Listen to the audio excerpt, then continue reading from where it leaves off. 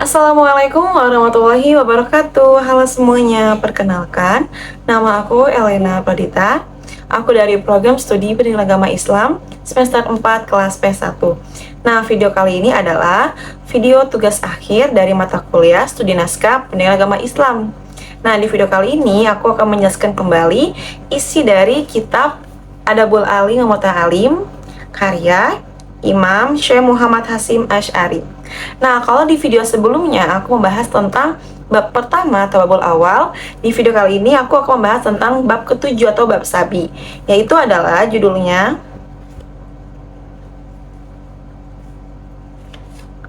Babus Sabi fi Adabil Alim ma'a talamiditihi. Artinya adalah bab atau bagian yang menjelaskan tentang adab-adab seorang pengajar, guru kepada muridnya. Nah, di bab ini dibagi menjadi 14. Jadi wafihi arba'ata asyara naw'an minal adabi, itu artinya ada 14 macam. Jadi di sini ada dijelaskan ada 14 macam adab seorang guru kepada muridnya. Nah, tapi di video kali ini aku akan membahas tengahnya, yaitu aku akan membahas 7 adab seorang guru kepada muridnya. Oke, kita akan mulai membaca kitab Adabul Alim bab ke-7. Ini buku teman-teman. Oke, bismillahirrahmanirrahim. Babus Sabi, yaitu bab ke-7, fi Adabil Alim ma'atalamidatihi, yaitu adalah menjelaskan adab-adabnya seorang guru kepada muridnya. Wa fihi arba'ata asyara, itu ada 14 macam.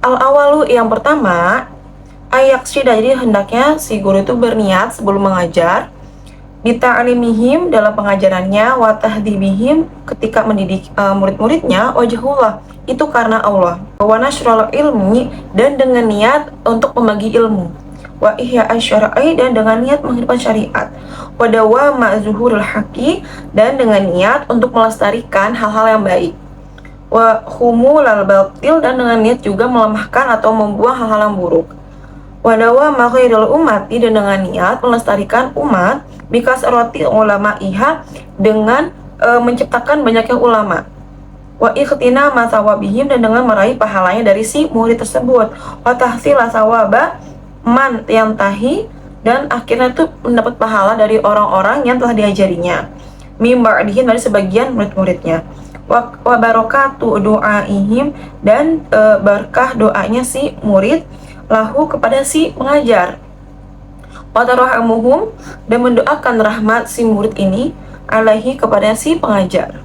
Nah, jadi yang pertama itu singkatnya adalah adab seorang guru kepada muridnya. Pertama, ketika dia mengajar, mendidik itu tujuannya satu, yaitu karena Allah, dan lalu niatnya juga untuk membagi ilmu dan untuk memberi kemaslahatan, kebaikan kepada masyarakat tersebut, sampai nantinya ketika dia sudah mengajar, kan dia akhirnya dia menciptakan para ulama, dia menciptakan para orang-orang yang pintar, yang ahli di bidang itu, sehingga orang-orang yang ulama yang dia yang sudah jadi ulama yang diajari ini nanti punya murid-murid lagi. Nah, nanti doanya dari si murid-murid tersebut adalah merupakan pahala untuk si pengajar tersebut. Jadi intinya yang pertama itu adalah niatnya karena Allah untuk membagi ilmu dan menciptakan banyaknya ulama di antara masyarakat. Oke, lanjut yang kedua. Wasani Allah yang tani'a, hendaknya si guru tersebut, pengajar tersebut, tidak menolak anta'limil talibi, dari mengajar seorang murid, li'adami khulusin niyati, karena tidak adanya niat ikhlas. Fa inna husnan niyati marjuhun bibarokati, karena maka sesungguhnya niat yang baik itu nanti akan diharapkan bibarokati, dengan berkahan ilmu. Nah, jadi kalau yang kedua ini intinya si guru ini, adab yang kedua adalah guru tidak boleh menolak untuk mengajari murid walaupun si murid tersebut itu ketika mau belajar itu nggak ikhlas gitu. Jadi apapun niat si murid untuk belajar, guru tetap harus ikhlas mengajarinya, karena nanti keikhlasan si murid tersebut itu akan berjalan seiring pembelajaran.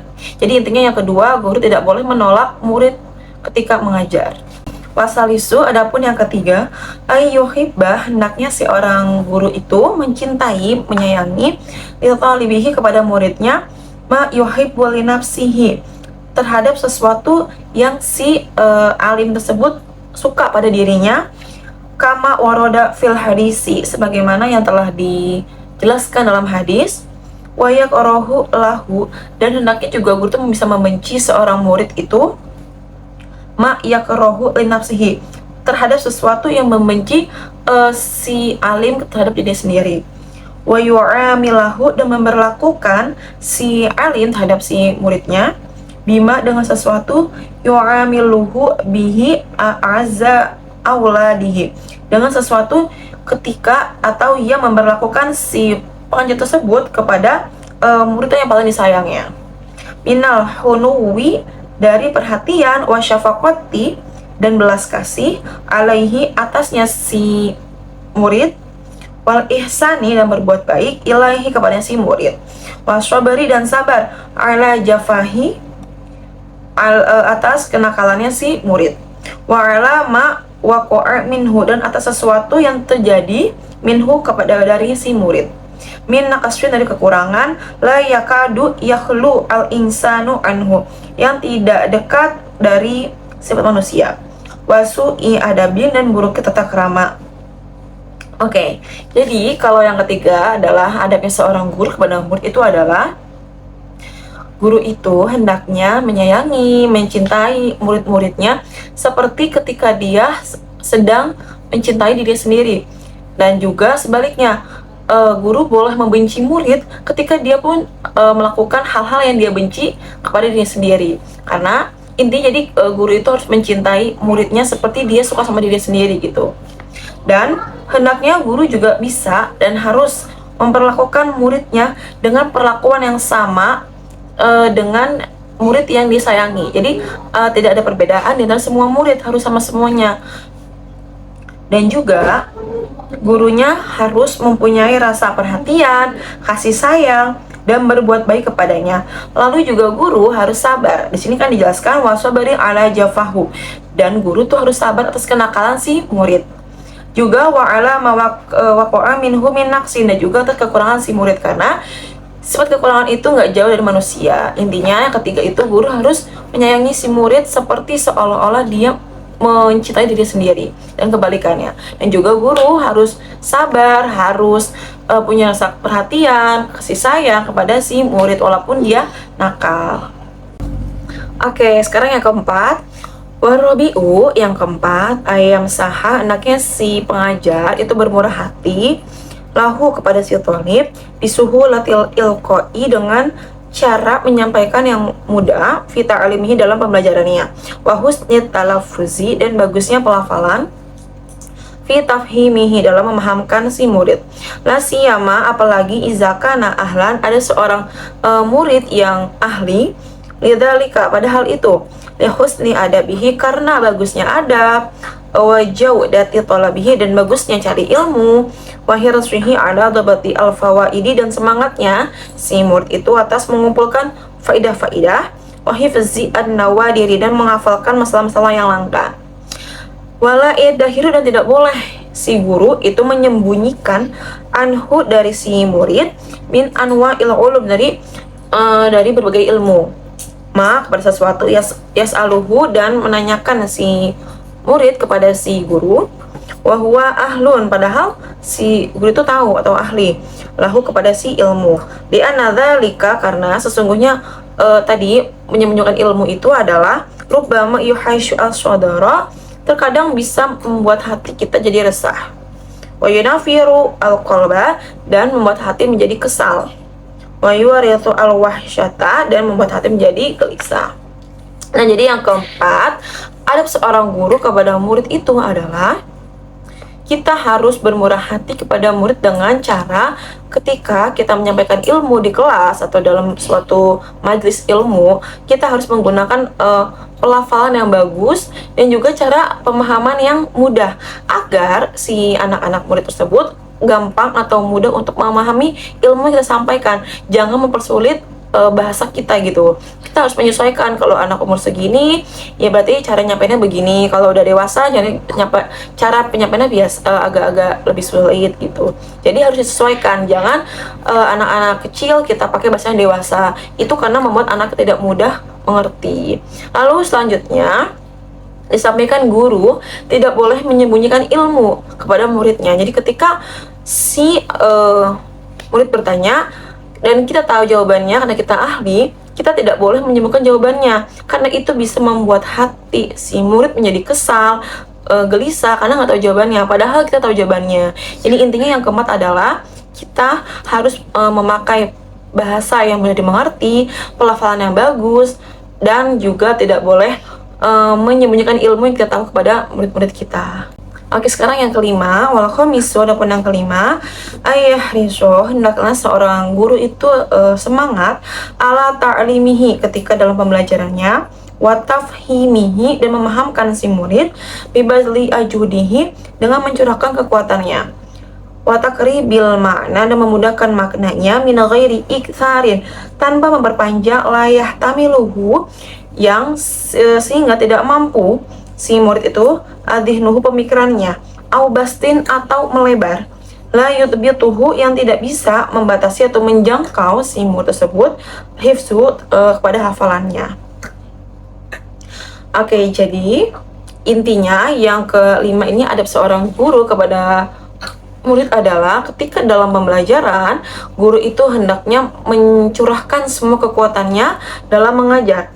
Jadi guru tuh harus semangat, karena ketika gurunya semangat, anak-anak pun akan semangat. Jadi guru tuh harus punya power sebagai guru.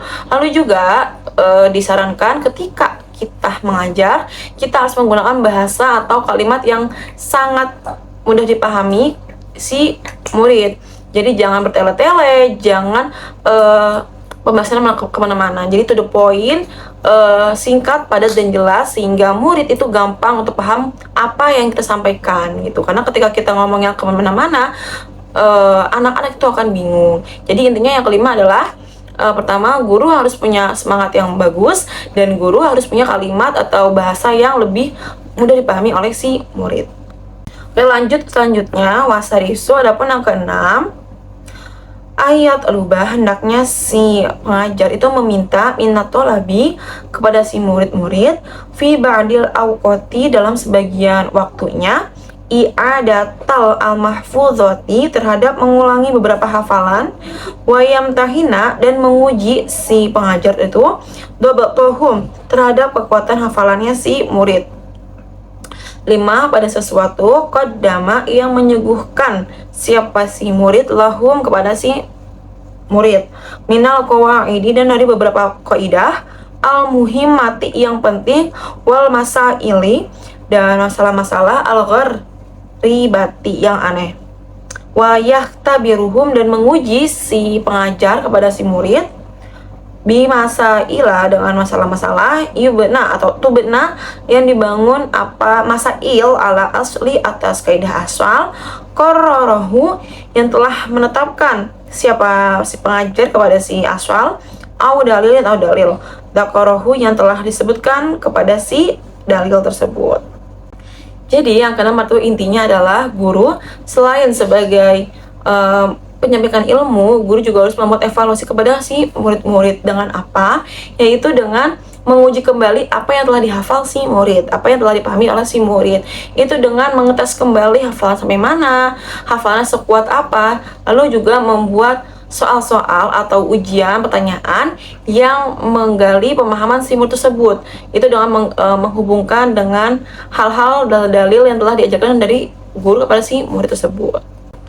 Baik, sekarang yang ketujuh, wasabiu, adapun yang ketujuh, anahu, bahwasannya, idza salaka al-talibu, apabila seorang murid itu menempuh fitahsin di dalam belajar ilmu, fauqa ma, atas sesuatu yaqtadihi, yang menuntut si talib terhadap ma, halhu, keadaan yang si talib, au ma tahtamiluhu, atau sesuatu yang memikul si murid, taqatuhu, kekuatan si murid, wa khofa, dan takut siapa pengajar, au dojaruhu, terhadap bosannya si murid, ausohu, maka mewasiati siapa guru terhadap muridnya, birifki, dengan kasih sayang, binafsihi, terhadap si murid, wadakorohu, dan mengingatkan pengajar kepada murid, bikaulihi sallallahu alaihi wasallam, dengan sabda Nabi, yaitu innal munbata, bahwasannya sesungguhnya orang yang memaksakan peliharaannya, Tidaklah terhadap bumi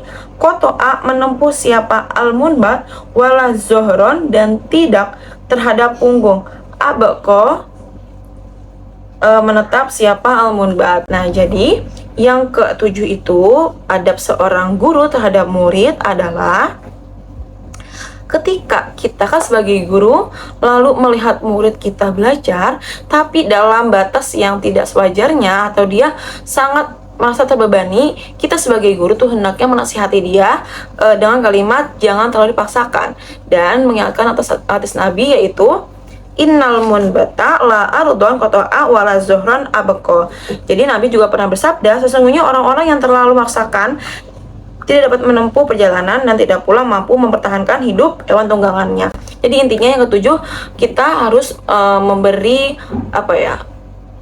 nasihat kepada murid ketika dia sudah belajar yang terlalu berlebihan. Jadi intinya belajar yang giat itu boleh, punya semangat yang kuat itu boleh, punya ambisi yang besar itu boleh, tapi kita harus tahu dan sadar sampai mana kemampuan kita terhadap apa yang kita inginkan. Jangan sampai kita melewati batas tertentu, karena itu pun gak baik buat kesehatan mental dan kesehatan fisik kita sendiri. Oke, jadi sudah selesai pembahasanku tentang adab guru kepada muridnya. Ada 7 macam. Sebenarnya ada 14, tapi insya Allah akan aku jelaskan di video lain kali. Intinya dalam pembelajaran, dalam pendidikan itu tidak hanya seorang murid yang mempunyai etika kepada gurunya, tapi guru pun harus punya etika kepada muridnya. Karena ketika guru punya etika sama muridnya dan sebaliknya, pembelajaran akan berjalan dengan semestinya, dengan efektif, dengan bagus dan menyenangkan. Jadi intinya kita sebagai guru atau sebagai murid harus belajar tata krama atau etika dalam kitab Adabul Alim Alim ini. Menurut saya buku ini sangat bermanfaat sekali karena sangat menjadi pedoman atau panduan kita untuk mempunyai etika atau adab yang baik, baik sebagai murid maupun nanti sebagai guru. Jadi teman-teman yang belum belajar bisa baca buku ini dan mempelajarinya. Oke, terima kasih telah menonton. Wassalamualaikum warahmatullahi wabarakatuh.